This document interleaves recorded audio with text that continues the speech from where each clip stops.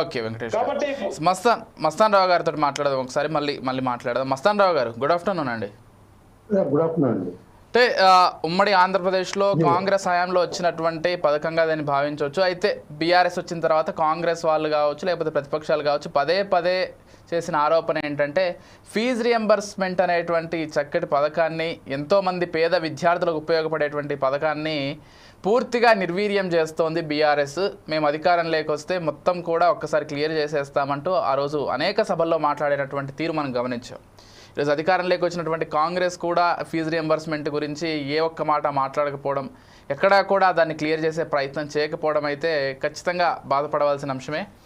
And మరో విషయం ఏంటంటే పేద విద్యార్థుల కలలను సాకారం చేసేటువంటి ఇంత గొప్ప పథకానికి సంబంధించి ప్రభుత్వం మా దగ్గర నిధులు లేవు అనేటువంటి ఒకవేళ కారణాలు చెప్పినా కానీ అది సబబు కాదేమో అని నేను అనుకుంటున్నాను.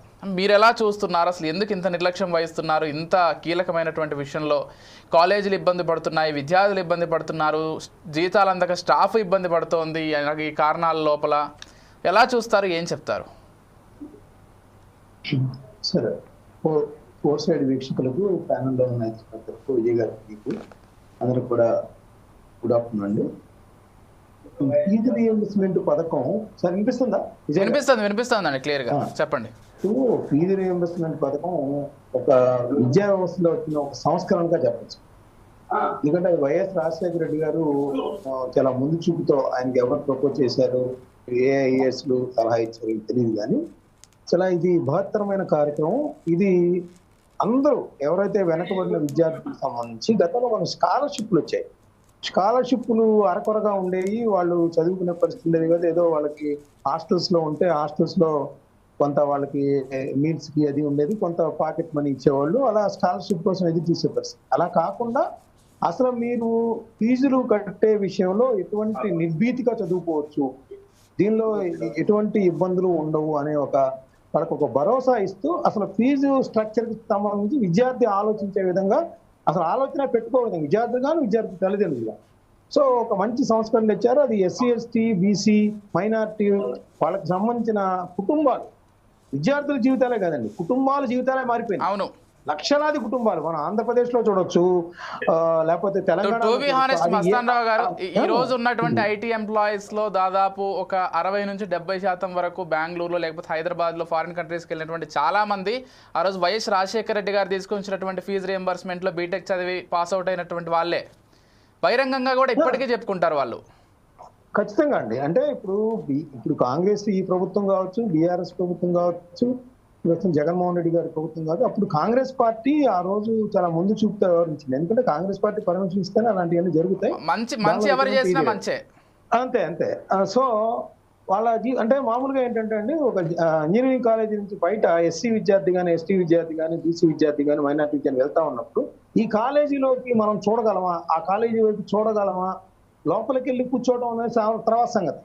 అలాంటి దానిలో నుంచి మనం కూడా వెళ్ళి ఫార్వర్డ్ క్యాస్ట్ కి సంబంధించిన ఇర్రెస్పెక్టివ్ ఆఫ్ ఏ క్యాస్ట్ అయినా అలా కూర్చొని చదువుకునే ఒక ధీమా కలిగించిన పరిస్థితి కూడా, అంటే సమానత్వం అనే విషయంలో ఇక్కడ మాత్రం మనకు చెప్పచ్చు ఈ విషయంలో.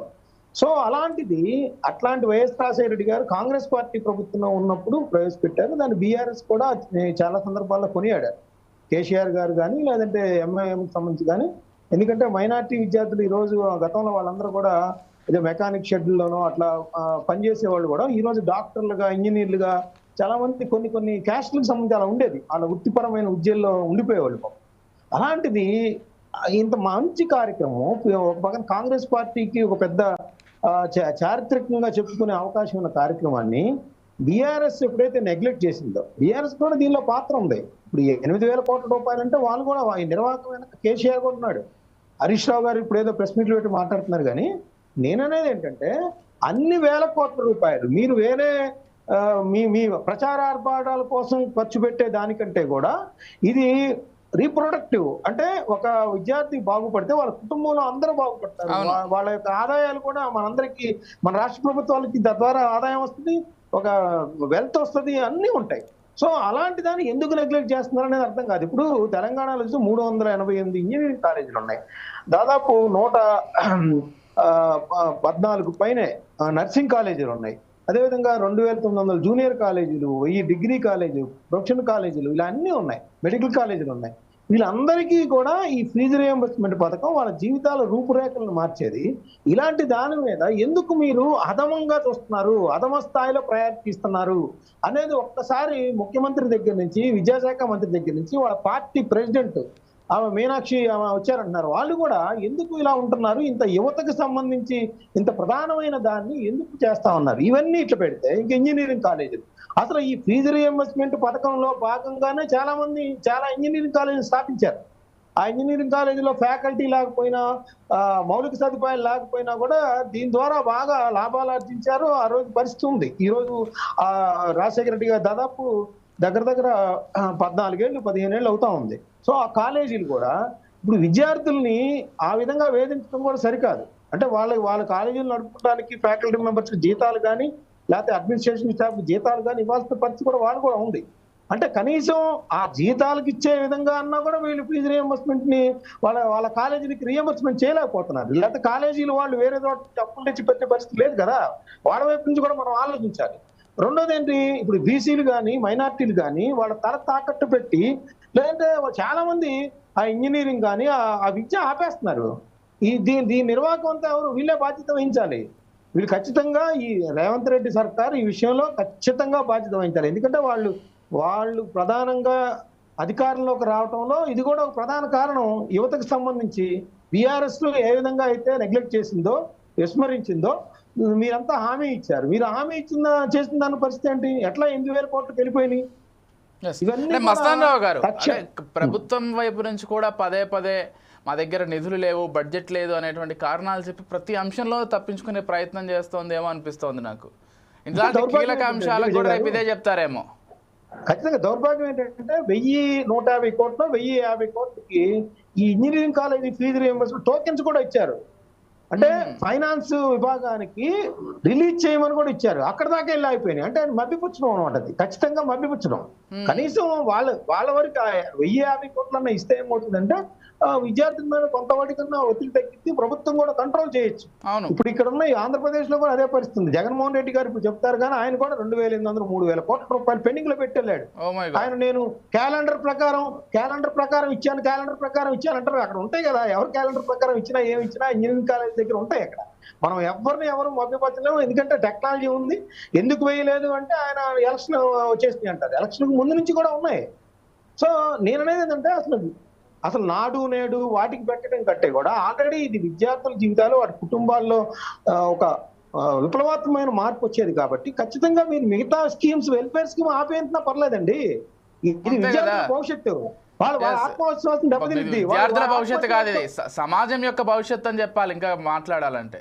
ఖచ్చితంగా అండి. ఇంకోటి ఏంటంటే విద్యార్థి ఆత్మగౌరవం, ఆత్మనిర్ణత భావన ఉంటే వాడిని నించోబెట్టి నువ్వు రేపటి నుంచి కాలేజీకి రావద్దు, నీకు హాల్ టికెట్ ఏమో అని చెప్తా ఉంటే వాడు తలెత్తుకోలేడు. చాలా సూసైడల్ టెండెన్సీ వస్తుంది.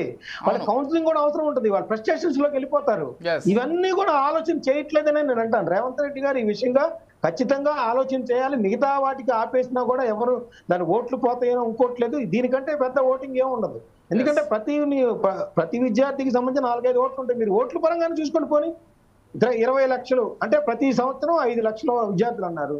దగ్గర 4 ఏళ్ల నుంచి బకాయి ఉంది. అంటే 20 లక్షల మందికి సంబంధించి డిఫరెంట్, అంటే 2-3 ఏళ్ళు ఫస్ట్ ఇయర్ సెకండ్ ఇయర్ వాళ్ళు ఉండొచ్చు, గతంలో ఉన్న వాళ్ళు కూడా ఉండొచ్చు.